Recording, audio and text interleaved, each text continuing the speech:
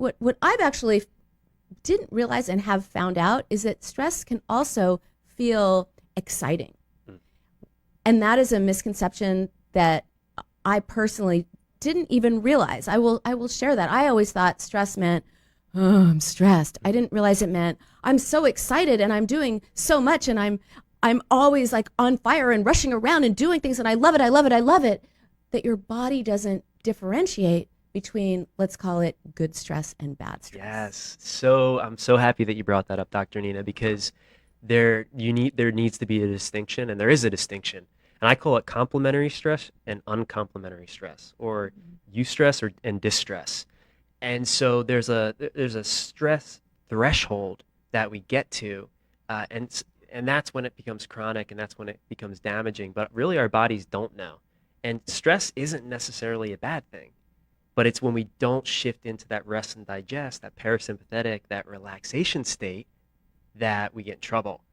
So that's really, there is a point where even if it's positive stress, because it's exciting and you're doing all these things, if you don't learn to switch off that stress threshold, that's when it really can you burn out. And that's when you start to get in the stress triangle, and we could talk about what that is. But Yeah, I'd love to hear about the stress triangle. But quick question first. So Devin is visiting LA from Florida, where he is based, and he has experienced the LA traffic, which is stressful. So what do if you live in a city like LA or many, many parts of the country where just getting to work and getting home is in itself a stressful experience? How do you deal with that? Yeah, that's a great question. So stress isn't going away, right? And we're going to deal with it every single day. So you need to have a simple strategy of reframing what stress means to you. So for instance, a lot of times we get in traffic and we're like, oh my God, I'm going to be late. This is, all these stories come up around, traffic. Traffic equals stress. But you could say traffic equals learning time, right? So you could reframe it and redefine the meaning of what traffic means. And that's going to open up some possibility.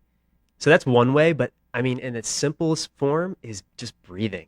So much of us, we forget to breathe. And that puts us, if you look at a baby in a crib, a baby breathes from its stomach. It's in rest and digest, parasympathetic.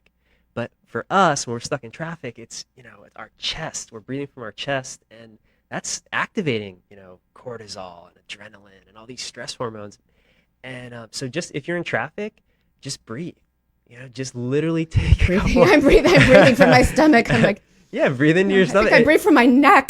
That's not Most good. of us do. Most of us do. A lot of people hold tension and stress in their neck and in their chest, and we have to retrain our bodies to get into that deep relaxation state, which is breathing from the diaphragm.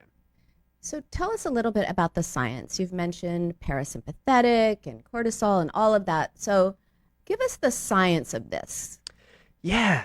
So I'll keep it pretty basic. I don't want to get into the weeds here too much. Basic is good. But yeah, we have the autonomic nervous system, and it's either we're in fight or flight, which is we're either, it's like we're running away from a tiger, or we're in rest and digest, which is the relaxation response.